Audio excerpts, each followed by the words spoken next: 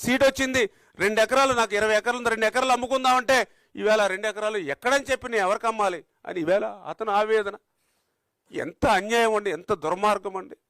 5 సంవత్సరాలు మీకు అధికారం ఇస్తే మీరు చేసినటువంటి ఈ లూటి, ఈ దోపిడీ కళ్ళకు కట్టినట్లు కనిపిస్తూ ఉంటే, ఇంతమంది రైతుల ఉసురు పోసుకుంటే, ఎంత దుర్మార్గమైన పాలన చేసి వేళ మళ్ళీ అది కూడా ఎవరు ఇప్పుడు వాళ్ళు రాయలసీమ వాసులు కాదా? ఆ పొలాలు వీరు ఎవరైతే వాళ్ళకి నయా పైసా ఇవ్వకుండా ఆ పొలాలు గుంజుకున్నటువంటి మీరు, మరి ఆ పొలాలు ఇచ్చినటువంటి వాళ్ళు ఎవరు? రాయలసీమ వాసులు కాదా? అది రాయలసీమ ప్రాంతం కాదా? రాయలసీమలో లేవా రిజర్వాయర్లు?